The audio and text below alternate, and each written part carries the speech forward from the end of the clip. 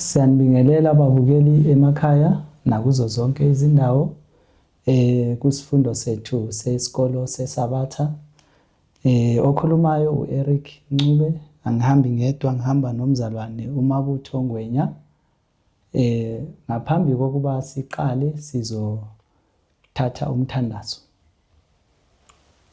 Baba wethu ongcwele osezulwini, Yise wenkosi yethu Jesu, sibonga ithuba osiphelele lokufunda isifundo esiyizwi lakho. Sicela usisize konke siyakwenza kube ngokulungileyo, sinikeze izinhliziyo ezizwisisayo, sikwazi ukusifunda kahle, ekugcineni okuhle sikuphile, okubi sikulahle. NgoJesu Kristu siyakhuleka. Amen. Amen. Siyabonga. Sizongena ke kusifundo sethu lesson number 13, okuyisifundo number 13. Itopic yethu ithi uSimon Petru. Ivesi lethu lekhanda lifundeka ngalendlela. Simon, Simon, bheka uSathane unifunile ukuba anihlunge njengokolweni. Kepha mina ngokunxusele ukuba ukukholwa kwakho kungapheli. Wena-ke nxa usuphendukile uqinise abafowenu. Lana sithola uKristu ekhulumisana noPeter ukuthi uSathane uyamzingela, uyamfuna ukuthi amwise. Kodwa uKristu uthi ngikuthandazele, ngikukhulekele ukuthi ungawi. Umoya wesiprofethi lapha kuChrist Object Lesson page number 155 ufundeka ngalendlela. Kwakungenxa yokweneliseka kwakhe okwabangela uPeter ukuba awe, futhi kungenxa yokuphenduka nokuthotshiswa okwenza izinyawo zakhe ziphinde zimiswe. Esikutholayo lapha ngomoya wesiprofethi ukuthi okwenza uPeter ukuthi awe kwakuyikuzithemba kwakhe. Wayezithemba kakhulu, wakhohlwa ukuthi kumele abe noKristu, athembe uKristu yena angazithembi. Yikho lokho kwamenza wawa. Kodwa kagcinanga lapho. Waphinda futhi waphakanyiswa. Waphakanyiswa ngoba uKristu kwakuyena futhi ayemthandazele. Sizongena ke ku number 1. I-subtopic yethu ithi isimilo sika Petru. Wathini uKristu ma ebona uKristu okokuqala, futhi isimilo sakhe sasinjani ngaphambi kokuba aphenduke? Mzalwane Ngwenya. Sifunda lapha ivesi lethu kuJohane 1 evesini lika 42. Ngesingisi ithi, and he brought him to Jesus. And when Jesus beheld him, he said, Thou art Simon, the son of Jonah.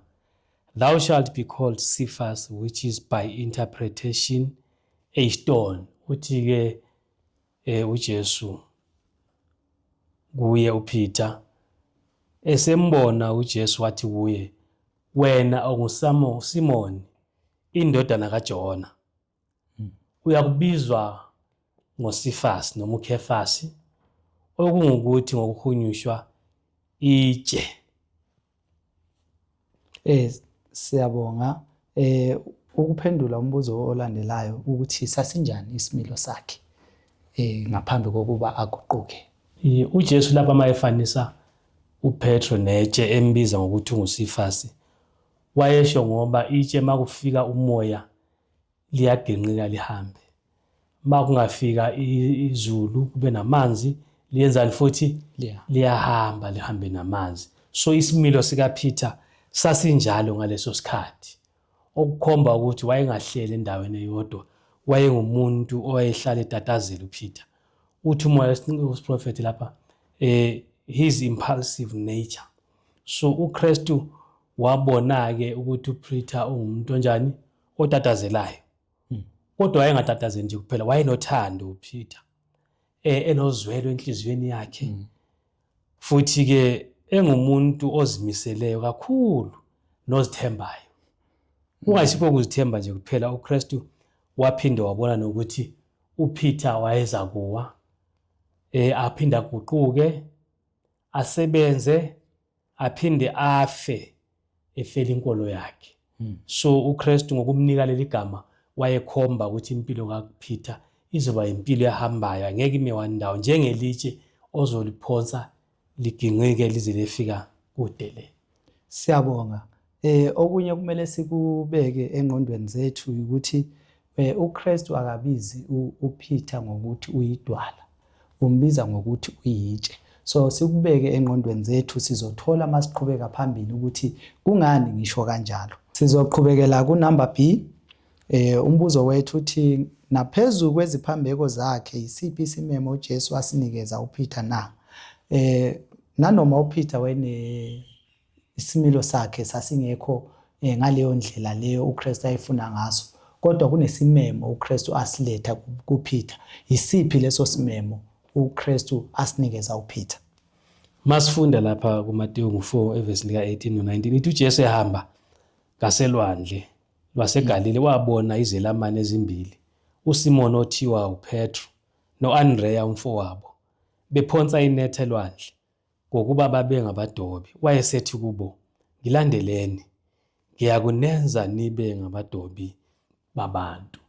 So uKristu uthi mayebheke uPeter emazi isimilo sakhe, njengoba uKristu sazi ukuthi uyazazi izinto zonke, wambiza noma kunjalo ukuthi eze azoba ngomunye wabafundi bakhe ozokwazi uhamba uyoshumayeza abantu abalethe kubani?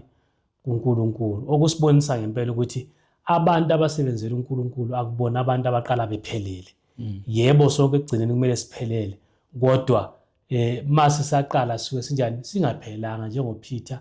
uKristu wambiza wathi woza uzoba ngumdobi wabantu, emazi ukuthi umnikeze igama lokuthi ngubani? Ngusifasi noma itshe. Nathi-ke namhlanje uyasimema uKristu ukuthi masize kuye nalezo zimilo lezo esinazo. Akudingeki ukuthi size sibe nezimilo ezinhle ukuze siye kuKristu. Siya sinjalo njengoba sinjalo. Lapha kuMoya wesiprofethi usinikezwe i-example ka-Isaiah, ukuthi u-Isaiah naye wayezibona engcono kakhulu kunabanye abantu mayezibhekile yena. Mawufunda u-Isaiah 1 up to verse 6, lapho u-Isaiah ezibona khona ukuthi yena uzibona angcono kakhulu. Kodwa mase after uNkulunkulu semambulele wabona isimilo sikaNkulunkulu ukuthi sinjani, yilapho-ke u-Isaiah abona khona ukuthi unjani akakufanelanga ukuthi ahambise isigijimi sikaNkulunkulu. So nathi kumele ukuthi sizinikele, singazikhomperi nabanye abantu mangabe sikhompera isimilo sethu. Sizodlula siye kunumber 2, ukuwa kukaPetru. Yimuphi umcijo oyembula ukuthi uPeter wayenokuduka okufana nomuntu wonke, ngisho nangemuva kokubhabhathizwa ngomoya ongcwele ngosuku lwePentecost? Ngisho nanoma uPeter sekabhabhathiziwe ngomoya oyingcwele, kodwa isimilo sakhe sasilokho singakanjani? Singakapheleliswa. Yimuphi umcijo esiwutholayo ke lapho masifunda kuGalatians?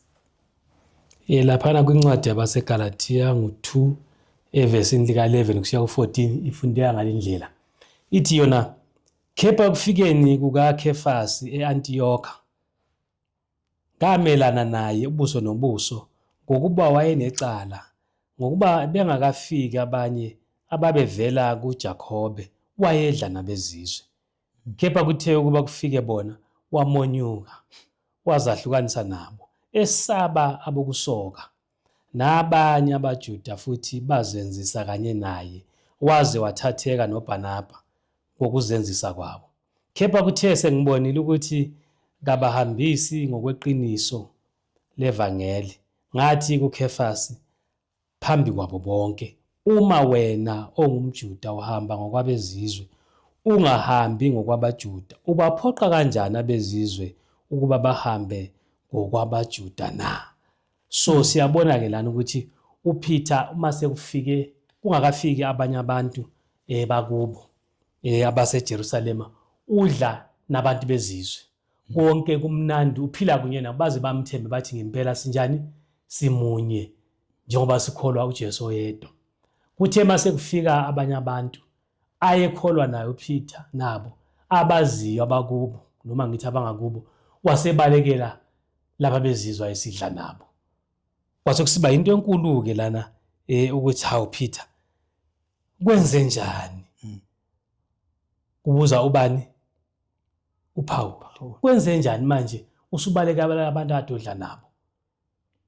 Uyabasola manje kuthiwa kwakuze kwasuka nabanye futhi uPeter ehamba nabo ababejwayele ukudla nalabo bezizwe sebabalekela. So siyafunda ukuthi masifike ezindaweni zabantu kumele siphile ngendlela abaphila ngayo, kokuhle kokubi sibafundise, singaphili nabo bese makufika abantu abasaziyo sesibaleka sesenza sengathi asinjani asidli nabo. Kubenza bazibone bengamukelekanga, kubenza bacabanga ukuthi thina sizibona sinjani singcono kunabo. Kwaba kubi okwenziwa nguPeter waze wakhuzwa-ke ngubani? UPaul, ukuthi ungayenzi leyo nto. Wakhuza nabanye bekhona abantu belalele. Kuyabonisa ukuthi uPeter wayengumuntu njengathi, wayengaphelelanga. Kodwa sonke singaphelelanga sinjalo, uNkulunkulu uyasinikeza ithuba lokwenzani? Lokukhuzwa nokuguquka. Umbuzo esingaba nawo ukuthi kungani amaJuda babengadli nabezizwe? Singawuphendula sithini lo mbuzo loyo? Kungoba amaJuda ayebheka ukuthi abezizwe abasokanga, ngoba ithi kwase kufika abani abokusoka. So uPeter wabona hayi thina singabantu abakhethiweyo vele nguNkulunkulu. So abezizwe amaJuda ayengazihlanganisi nabezizwe ngoba ethi abezizwe bazobangcolisa. Okunye futhi esikuthola ukuthi babezibona bengcono kakhulu bona kunabanye abantu. Babezibona bephakeme ngokuba uNkulunkulu ubakhethile babe yisizwe esikhethekileyo. Yimuphi umfutho walento uPeter ayenzayo owaba nawo kwabantu abangakholwa oyabantwini bezizwe? Abantu bezizwe babona sengathi abamukelekanga. Babona ukuthi hayi lapha kusho ukuthi kunamaqembu athile, kuneqembu eliphakeme neqembu elinjani eliphansi. Bona-ke bazibona sebengabantu abaphansi. Yingakho wahle wakhuzwa ngaleso sikhathi uPeter ukuthi ungayenzi leyo nto njani ayilunganga. Nathi-ke kumele sifunde kuloko. Siyabonga. Lokho esikufundayo manje indlela uPeter aziphatha ngayo iyona indlela esikhomba yona ukuthi uPeter akasona isisekelo sebandla. Sizondlula siye kunumber B. Isiphi isifundo esingasifunda ngephutha kanye nokuhlengwa kukaPeter na? Isiphi isifundo esisitholayo thina-ke namhlanje? Yebo, kwincwadi laphana uMahubo 1:45 evesini lika 14 nawa amazwi esiwathola ethi uJehova uyaphasa bonke abawayo, abavuse bonke abathotshisiweyo. So uPeter-ke laphayana wenza iphutha ngokuthi angamukeli, enze sengathi angasabamukeli abantu, akasabamukeli abazizwe, usebaleka yodla nabanjani nabakubo. So isifundo-ke sisithola lapha ukuthi uNkulunkulu uhlale lindile ukuthi makungenzeka siwa senzeni asiphakamise, akasishiyi silokhu siphansi sinjani. NoPeter-ke wenza iphutha, uNkulunkulu wenza icebo lokuthi athini akhuzwe ngaleso sikhathi nguPaul. So uPeter-ke walibona iphutha lakhe. Uyasho umoya wesiprofeti lapho uthi wabona iphutha lokuthi wayewile. Ewile njalo-ke kithi ngaleso sikhathi wazimisela ukuthi alungise ububi lobo ayenjani ayebenza ngokwakusemandleni akhe. uNkulunkulu owazi isiphetho ekuqaleni wangenela lapho waveza ubuthakathaka bukaPeter ukuthi hayi uPeter mase kufika abakubuya ababalekela laba abashumayezayo enza sengathi vela kadli nabo. So wayefuna ukuthi bambheke ngenye indlela abakubo, but-ke lana iphutha wahle walilungisa uPeter. Wenzani? Waqonda ukuthi hayi akumelanga ngithini ngibabandlulule ngoba sekufika abanye abantu. Siyabonga-ke. Okunye futhi okubalekile okumele sikukhumbule ukuthi uPeter wayengumholi. So mangabe umholi enza into efana nale uPeter ayenza, abantu abaphansi abaningi baba nakho ukudideka ukuthi abaholi bethu basiphatha kanjani mabe siphatha kanje. So abezizwe abaningi babezoyishiya inkolo babezoyihlamuka inkolo ngoba umholi wabo engabaphathanga ngendlela okumele ebaphathe ngayo. So isifundo esisitholayo ukuthi abaholi bethu nabo kumele baziphathe ngendlela efanelekileyo, nanoma kukhona abantu ababasabayo, nanoma kukhona abantu abangabazi, kumele baziphathe ngendlela nje engeke iphule izimiso zebandla. Kukho konke lokho esesifunde ngakho kumaphutha kaPeter, Kuyasikhomba ke ukuthi akasona isisekelo sebandla. Lokho kusiholela kunumber 3 wethu wanamhlanje. Uthini uKristu ngesisekelo sebandla? uMateyu 16 evesini lika 16 kusiya ku 19 ifundeka ngalindlela. Ithi uSimon Petru waphendula wathi, wena unguKristu, indodana kaNkulunkulu ophilayo. UJesu waphendula wathi kuye, ubusisiwe wena Simon kaJona, ngokuba inyama negazi akukwambulelanga lokho, kodwa uBaba osezulwini. Nami-ke ngithi kuwe, wena unguPetru, phezu kwaleli dwala ngiyakulakha ibandla lami, amasango eHadesi awayi kulahlula. Ngiyakunika izihluthulelo zombuso wezulu, oyakukubopha emhlabeni koba kuboshiwe nasezulwini, nalokho oyakukukhulula emhlabeni koba kukhululiwe nasezulwini. So uKristu-ke mayebabuza koPeter nabafundi babanye ukuthi ngingubani, nina nithi ngingubani? Uthi uPetro ngubani? UnguKristu, indodana kabani? kaNkulunkulu. Abesethi uNkulunkulu wambulelwe ngubani? nguBaba. Akuyona inyama negazi, osho ukuthi awuzenzelanga ngokwakho, awuzazelanga wena, utshelwe ngubani? nguNkulunkulu. So kuyabonisa-ke, abesesithi-ke phezu kwaleli bandla phezu kwaleli dwala ngiyakulakha ini? ibandla. Kanti ekuqaleni uKristu bethe mayekhuluma noPeter wathi, wena ungubani? Uyakubizwa ngoKhefasi, okungukuthini? Ilitshe. So ilitshe nedwala yizinto ezimbili ezingafani. Itshe lincane, idwala likhulu, liqinile, liyakwazi ukuba isisekelo esizwayo okwedlula itshe. So uthi ngiyakulakha ini? Ibandla lami phezu kwedwala. Abesethi iHadesi ayikuba nani? Namandla phezu kwalo.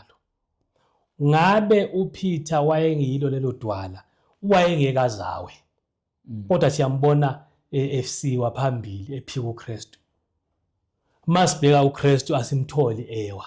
So ibandla likaNkulunkulu lakhelwe esisekelweni esingubani? EsinguKristu, hayi esinguPeter. Uthi nje uKristu mayembona uPetro amenze abe ngumholi kuphela, athi ngiyakukunika ini? Izihluthulelo. Okubopha emhlabeni kuyakuboshwa, nokuboshwa phezulu kuyakuthini? Kuyakuboshwa. So wayengamenzi abe yini? Isisekelo sebandla. Siyabonga mzalwane. Okunye futhi engikutholayo ukuthi kunomahluko omkhulu kakhulu phakathi kwedwala netshe. Because itshe liyahamba nomoya njengoba bese uchazile kwasekuqaleni, kodwa idwala akulona into ongahamba uyiphakamisile oyithwele. So ibandla likaKristu lakhelwe phezu kwani? Kwedwala elihleli endaweni yodwa elingamuviyo. Umoya wesiprofethi uthi igama elithi Peter lichaza itshe eligeqikayo. uPeter ubengalona idwala, ibandla elisekelwe phezu kwalo. Amasango eHadesi amehlula emelane naye lapho ephika inkosi yakhe ngenhlamba nangokufunga. Ibandla lalakhiwe phezu kwalowo amasango eHadesi angayi kumahlula. Njengoba besewuchazile ukuthi if uPeter ubelidwala ubengekaze amphike uKristu, kodwa wamphika, okubonisa khona ukuthi amasango eHadesi anjani? Amahlulile. uKristu kuphela angazange emehlula. So ibandla likaNkulunkulu lakhelwe phezu kukaKristu, okuyilona idwala elinjani? Elimi unaphakade. NjengoPeter, kuyini abanye abaprofethi nabapostoli abakusho maqondana nesisekelo seqiniso sebandla na? Yes. Bathini abanye abaprofethi? Kuncwadi laphana kaIsaya ngo28 evesi lika 26 ithi ke yona ngalokho ithi inkosi uJehova, bheka ngibeka eSiyoni itshe lesisekelo, itshe elivivinyekileyo, itshe legumbi elinqabileyo lesisekelo esiyiso, okholwayo kayi kubaleka.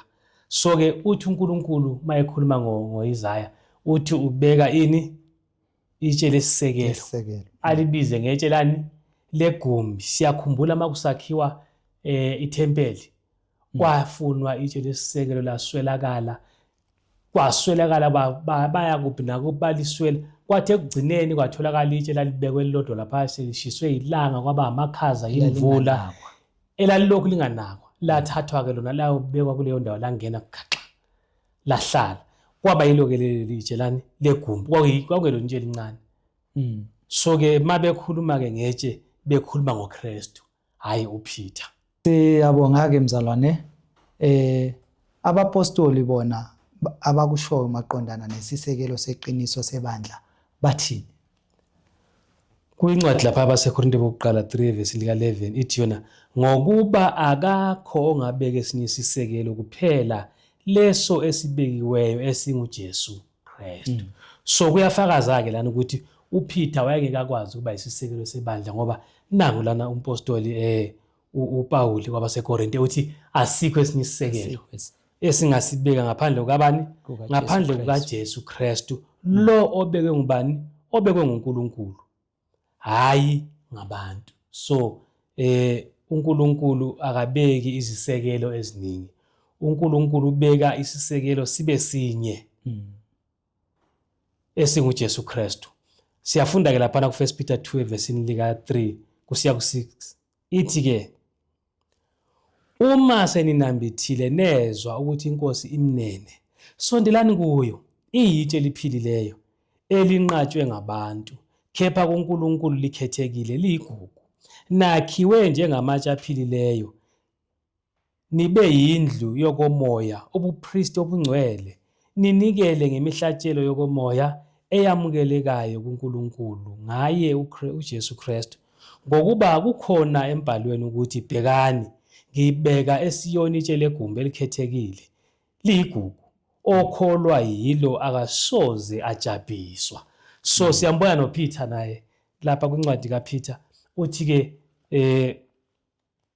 thina asisondele, uthi uma sesinambithile sezwa ukuthi iNkosi imnene kumele senzeni? Sisondele kuyo ngoba iyitshe eliqinileyo, itshe elibekiweyo eliyisisekelo, abese siya kubani?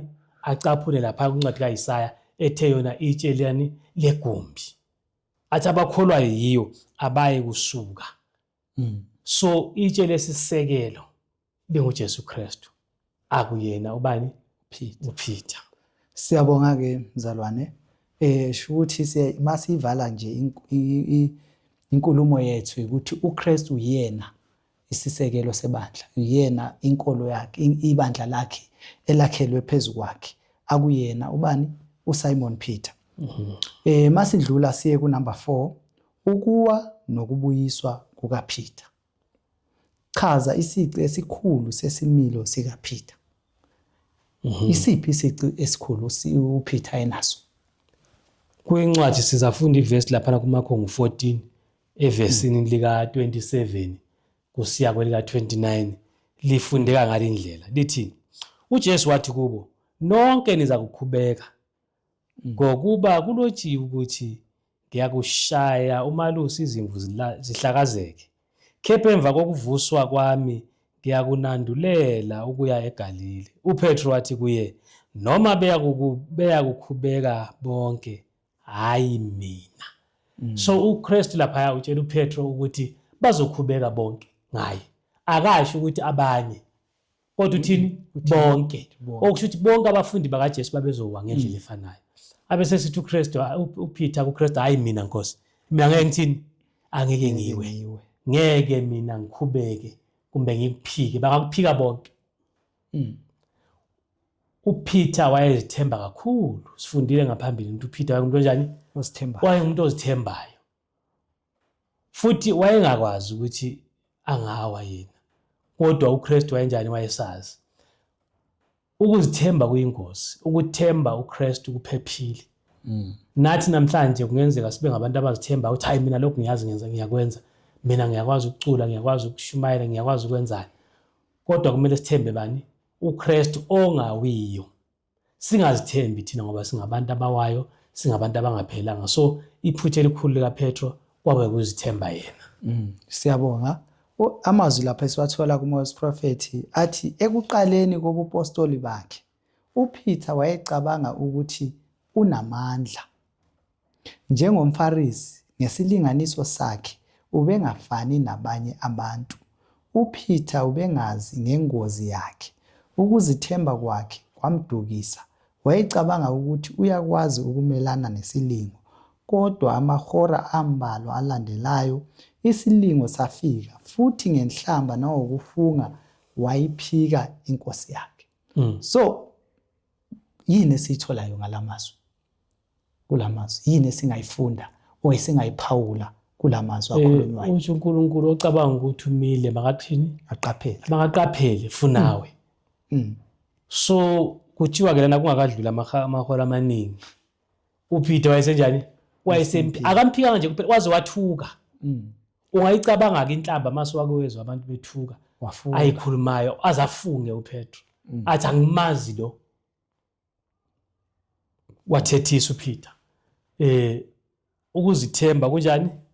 Kuyingozi enkulu. Agcwaliseka amazwi kaKristu ukuthi baza kukhubeka ngaye. Siyabonga. Okuyisifundo esihle esifika kithina ke nathi namhlanje ukuthi akumelanga sizithembe. Futhi okunye okuphawuliwe lapha ukuthi uPeter wayezifananisa nabanye abantu. Isimilo sakhe wayesithatha isiqathanise nesabanye abantu. Wayengasifananisi nesimilo sikaKristu. So siyeke nathi kumele siyeke ukuthi sibheke omunye umuntu bese ngizibona mina nginjani ngingcono kunaye. Thina ke into okumele siyenze ukuthi sibheke isimilo sikaKristu, then ngilwele ukufana noKristu. Ngingalweli ukuthi ngibe ngcono kunomzalwane wami. Sizodlula siye ku number B. uJesu wamsebenzela kanjani lo mfundi ogabadelayo? Azange wa give up, azange wamlahlela izandla uKristu, kodwa wamsebenzela kanjani? uLuka 22 evesi lika 31 no 32 uthi Simon Simon bheka, uSathane unifunile ukuba nihlunge njengokolweni, kepha mina ngikunxusele ukuba ukukholwa kwakho kungapheli. Wena ke nxa usuphendukile uqinise abafowenu. So uJesu ke wayeyibona impilo kaPeter. Wayesazi ukuthi uzodlula ekulingeni ongakanani nendlela uSathane ayemfuna ngayo ukuthi amwise. Ngokufanayo uJesu uyazi ukuthi uSathane thina ngokwethu usifuna kangakanani. Namacebo awenzayo ukuthi asiwise uyakwazi uKristu. Abese sithi kuye Peter ngiwenzeni? Ngikuthandazele. Kodwa ke ma usuguqukile wenzeni? Uqinise abafowenu kumbe abazalwane bakho. So uJesu akalahli umuntu. Uma nje sisaphila uyasinika ithuba lokwenzani? Lokuguquka aze enze imizamo yokuthi thina siguquke. uPeter kwathi ke sekukhala lapha ekhodi wakhumbula amazwi kaKristu atheni?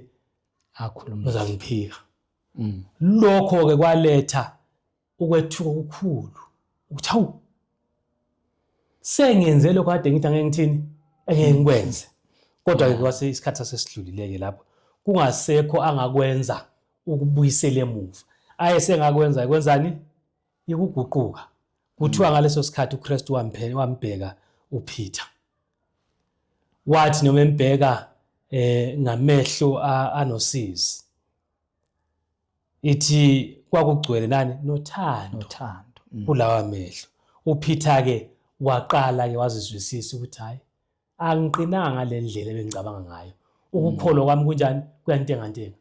Nathi masingakadluli phakathi kwezilingo sicabanga ukuthi ukukholwa kwethu kuqinile. Singadlula ezilingweni kulapho kuyobonakala khona ukuthi simile ngempela kuKristu noma sizithembe thina.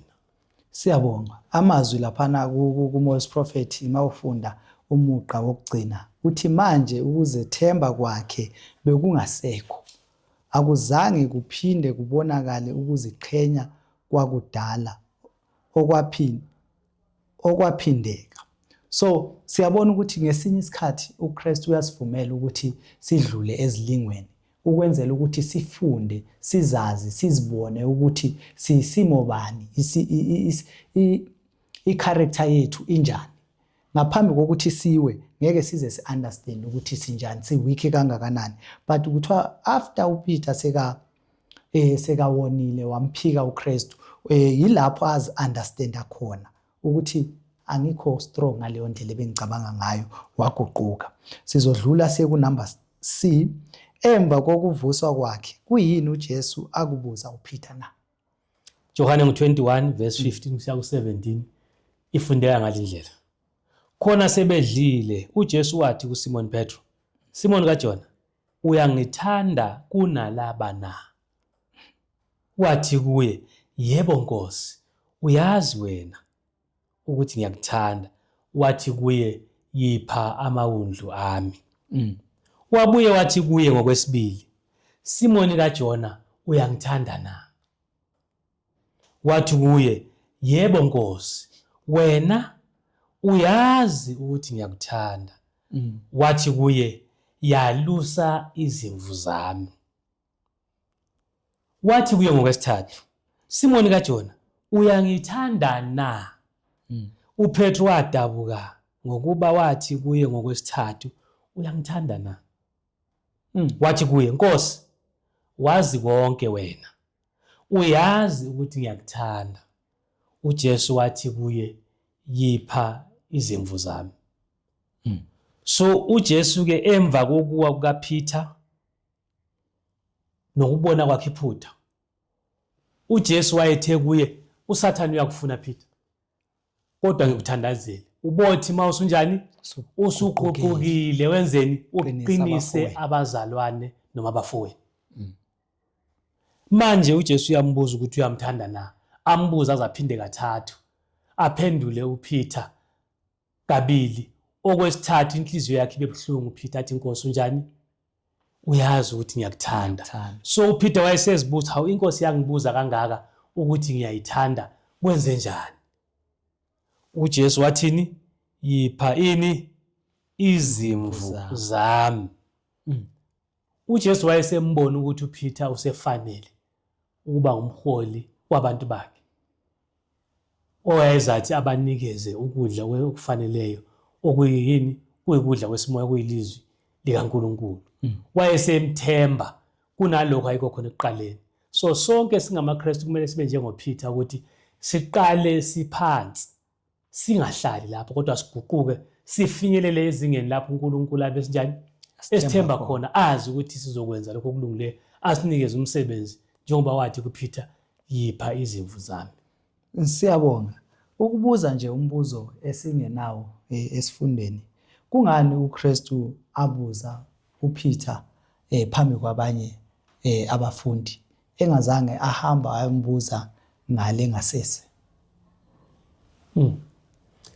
uJesu ke sesiyacabangela ukuthi umbuza nje ngoba efuna ukuthi amnike umsebenzi phambi kwabantu bonke.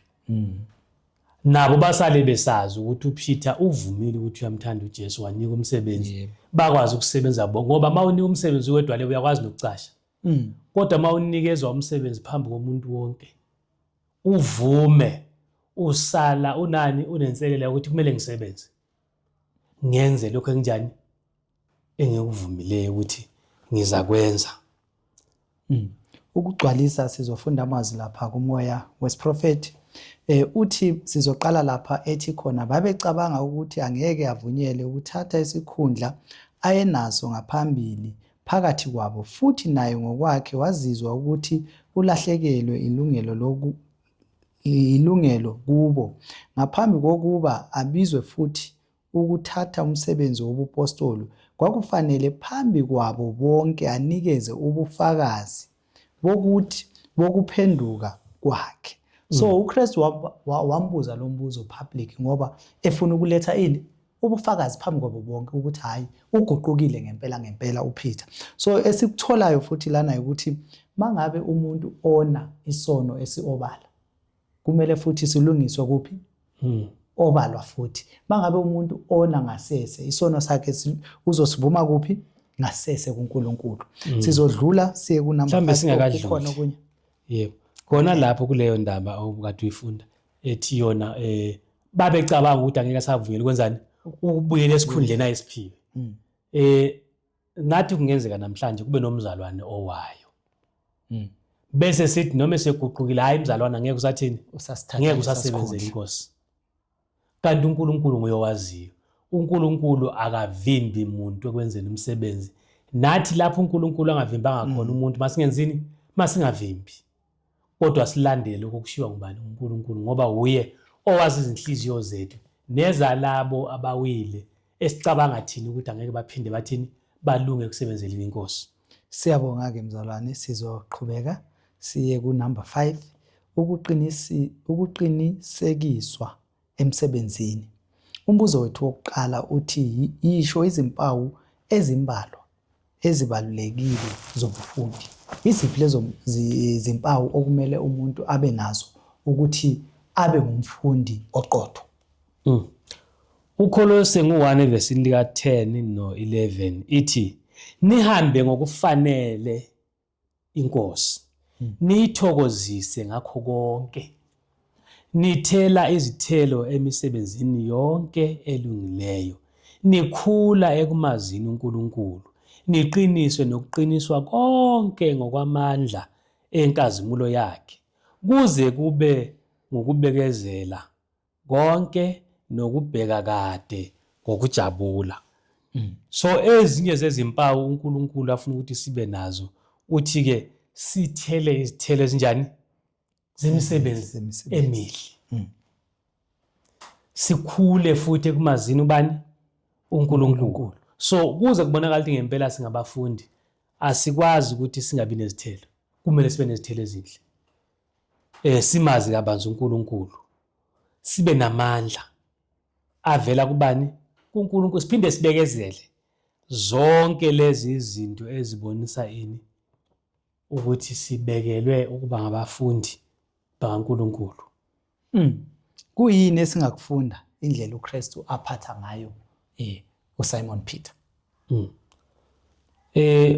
uKristu wamthanda uPeter, wamthandazela. Nansi into engithandayo, uKristu uthe nguNkulunkulu akubone kufanele ukuthandazela ubani? uPeter. Kukangakanani-ke thina esingabantu benyama nathi esonayo kumele sithandazelane njengabazalwane. Mangikubona ukuthi hayi lapho uyaphuma endleleni, ngikubeke enkosini. Mangibona ukuthi ngiyawa, ungibeke enkosini ukuze sonke sikhule. Ukholo lwethu luqiniswa imithandazo yethu neyabanye abantu abasibonayo abazalwane bethu ukuthi sinjani? Siyaphuma endleleni basibeke enkosini. Inkosi izwe imithandazo yabo neyethu isiphendule. Siyabonga. Okunye futhi engikuthandile ukuthi uKristu wambuyisa uSimon Peter ngothando. So nathi okuyisifundo esihle esokuthi mangabe omunye wethu eye waphambuka endleleni wawa, kwamele simbuyise ngani? Ngothando. Akumelanga simjaje, simahlulele lowo muntu loyo, kodwa kwamele simbuyise ngani? Ngothando. Ithi lapha mawufunda kuMoses Prophet, ivangeli alivumelani nobubi, alisoze lathethelela isono. So umuntu mangabe owonile or umzalwane owonile, ibandla ngeke livumelane nani? Nobubi. Sizombuyisa ngani? Ngothando, njengoba uKristu naye wenza. Kukhona ufuna ukugcwalisa ngoMoses Prophet? Yebo, uyaqhubeka lapha uthi izono zangasese kumele zivunywe kuphi? Ngasese. Ezisobala nazo zivunywe kuphi? Obala.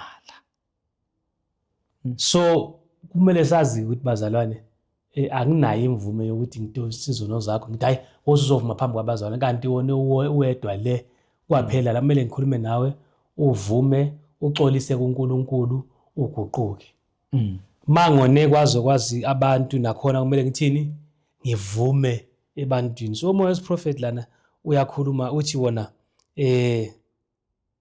kwenza ukuthi uSathane ajabule nokuthi imiphefumulo ebuthakathaka iwe. Yini leyo? Ikuvezwa kwezono zabantu. Ukuthi sithathe izono zabantu sizibeke yonke indawo nje, sizichaye nje, wonke umuntu athini? Azibone. Kuyisa abantu ekukholweni. Kumele lezo ezivele ezingaziwa sizifihle zinjalo, hayi ukuthi aqhubeke sesonweni umuntu. Cha, sikhuzwe. Kodwa sikhuzwe aguquke. Kuze ibandla lingabekwa ini? Isono. Lingabhekwa ngendlela embi. So indlela umsindisi adila asebenza ngayo noPeter kuyisibonelo ngithi kwakuyisibonelo futhi nakubani nakuPeter. Kwakufundisa ke ukuthi wonke umuntu onayo makabekezelelwe hayi ukuthi aqhubeke kodwa ukuthi athole ithuba lokwenzani lokuguquka alunge azafaneleke. Ukugcwalisa kumazwi wakho oqeda ukwakhuluma uMoses Prophet ovumelana nalokho okushoyo uthi ukuziphatha komsindisi maqondana noPeter kunesifundo esiqondene naye nabazalwane bakhe. Sasifundisa ukuthi bahlangabezane kanjani nomeqi womthetho ngokubekezela, uzwelo nothando oluthethelelayo. Noma uPeter ayiphika inkosi yakhe, uthando uJesu alubonisa kuye aluzange lusoleke. So nathi mangabe omunye wethu ona kwamele sinjani simbekezelele, simbonise indlela ngani ngothando. Kukhona okunye ufuna ukugcwalisa ngoMoses Prophet? Ngaphandle koMoses Prophet nje kuphela engikuthandayo ukuthi isifundo lesi sisibonisa impilo kaPeter. Ekuqaleni kwayo esasengumuntu onamawala etatazela ecabanga ukuthi unani unamandla okuzimela yena. Sisibonise amaphutha uPeter awenzayo ekukholweni kwakhe. Kodwa mase sikhuluma sifunda futhi ngamaqhawe okukholwa uPeter naye uyabala. Makufika ebantwini abasebenzela kakhulu uNkulunkulu siyamthola uPeter efakaza hayi siwabonile amandla kaNkulunkulu esebenza ebantwini bezizwe sibashimayezayo.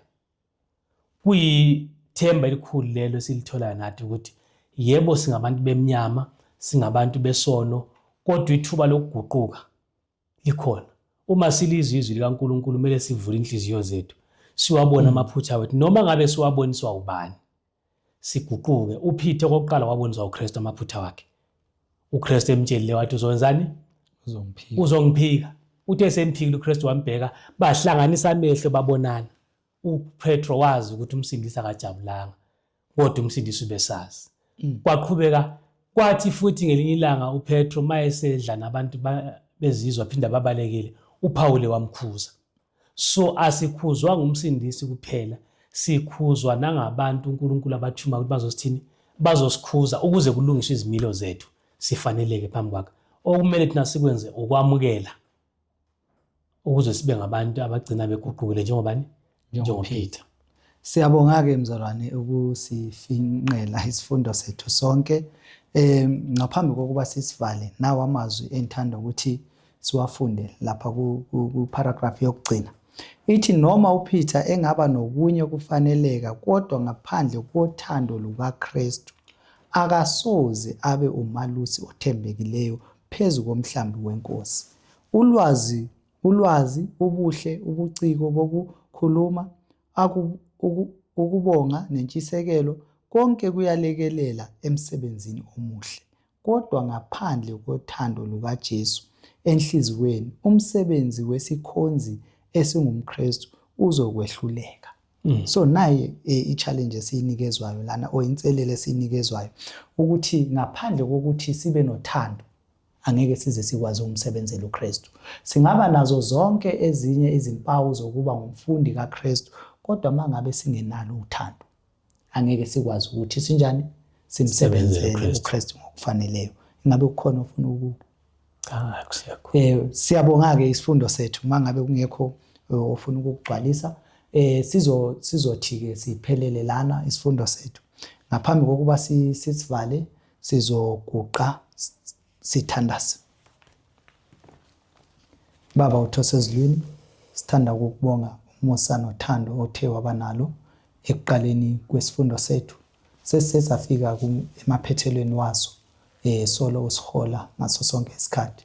Siyakucela ke Nkosi ukuthi usithethelele lapho esingafundanga khona kahle, uphinde futhi usifusise njalo lapho esithe senza khona kahle. Nalabo futhi abazothi basimamele, sicela Nkosi ube nabo. Ufake umoya wakho oyingcwele ezinhlizweni zabo. Ubenze bezwe konke lokhu wena ofisa ukuthi bakuzwe. Konke lokhu sikucela sinethemba ukuthi uzosenzela khona ngelihle igama leNkosi yethu Jesu. Amen. Amen. Isifundo sethu sizothi siphelele lana, sizophinda futhi sihlangane ngokuzayo kusifundo sethu esisha sha.